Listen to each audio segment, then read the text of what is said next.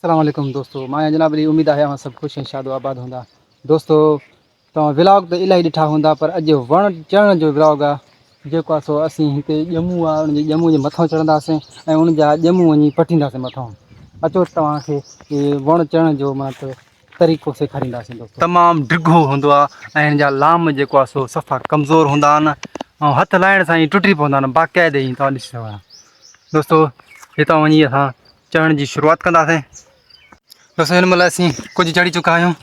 तमामु ॾुखियो आहे हिन जो चढ़णु ऐं जेको आहे सो इहे असांजे लाइ ईअं सम्झो लॉन्ग ड्राइव आहे, तमामु ॾुखियो। हे व्लॉग तव्हांखे असां ॾसे रहिया आहियूं। दोस्तों अथव तमामु मिठा अथव ऐं पका बि अथव। इलाही ॾिसो लाम हिते सफ़ा ई टुटा पिया आहिनि, किरिया पिया आहिनि। इहे सॼा लाम जेको आहे सो किरी चुका आहिनि, इहे सुकी विया आहिनि। हिन महिल हे टुटल लाम आहिनि, इहे लाम बि हिन जा टुटा पिया आहिनि। जेके बि छोकिरा नंढा ॿार चढ़ंदा आहिनि मथे, उहे तक़रीबन लाम खे टोड़े चढ़ींदा आहिनि। जी दोस्तों हिन महिल असीं इलाही मथे चढ़ी चुका आहियूं ऐं हे ॾिसो दोस्तों हिननि जो जेको आहे सो ॼमूं पकी चुका आहिनि। हाणे जेको आहे सो असीं तमामु ख़तरनाक सफ़र करे चुका आहियूं। अञा कुझु मथे आहे, असांखे वञिणो आहे। हे तव्हां ॾिसी सघो था, तक़रीबन मूंखे लॻे थो 50 फुट मथे आहे। हीउ वण 50 फुट मथे आहे। दोस्तों वधीक कोशिशि कयूं था, इंशाअल्लाह ॼमूं खे पटींदासीं। ॼमूं तव्हां दोस्तनि जी ख़िदमत में गुज़ारिश आहे त इहे ख़तरनाक कमु तव्हां न कंदा कयो। हे तमामु ख़तरनाक सफ़र आहे। हीउ जेको आहे सो असां हिन महिल चढ़ी चुका आहियूं ऐं तव्हां हीउ कमु कॾहिं बि न कजो दोस्तों। अहिड़ा व्लॉग न ठाहियो जंहिंमें ख़तरो हुजे, वणनि जी किरण जो बि ख़तरो आहे। छा ॿुधायूं, किरे खां पोइ हॾियूं बि न लभंदा असांजा। दोस्तों हिन महिल फाइनली असां मथे चढ़ी चुका आहियूं ऐं तव्हां ॾिसी सघो था अञा थोरो मथे आहे, पर उते वञी नथा सघूं छो त हिन जा लाम तमामु कमज़ोर हूंदा आहिनि। हिन जा लाम जेको आहे सो टुटण जी देरि न कंदा आहिनि। कोशिशि कंदासीं हिकिड़ो असां खाईंदासीं। तमामु मिठो हूंदो आहे दोस्तों, खटो मिठो हूंदो आहे, खटो मिठो ॼमूं।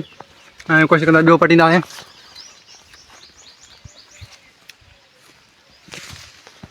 तव्हां ॾिसी सघो था हे ॼमूं लाम ख़तरनाक लाम आहिनि। हेठों नज़ारो आहे जेको आहे सो असां हिन महिल हिन ॼमूं जे मथां बीठा आहियूं। हेठों कुदरती नज़ारो आहे, लासाई जा रंगनि जेके तव्हां असां दोस्तनि खे ॾेखारे चुका आहियूं। हे वणु जेको आहे सो अंब जो वणु आहे। मथां अंब आहे, हिते ॿेर आहे। हे ॼमूं आहे, हे सिरें जो वणु आहे। हू बि हिकु सिरें जी क़िस्म आहे। दोस्तों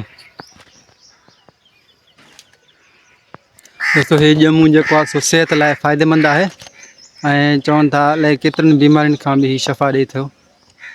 तमामु खटो मिठो ख़ूबसूरत मेवो आहे अलाह साईं जो।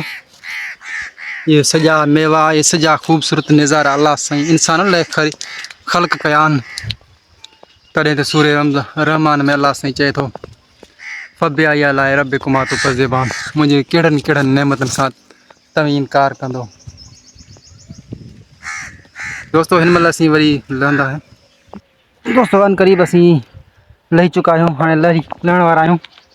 तमामु ॾुखियो सफ़र हुयो। जी दोस्तों हाणे फाइनली असां लही चुका आहियूं। वधीक तव्हां दोस्तनि सां गुज़ारिश आहे त तव्हां अहिड़ा ख़तरनाक सफ़र कॾहिं बि न कंदा कयो, अहिड़ा व्लॉग न ठाहींदा कयो जंहिंमें ख़तरो हुजे तव्हांजी जान खे, तव्हांजे माली नुक़सान थिए। दोस्तों वधीक असांखे इजाज़त, अल्लाह हाफ़िज़।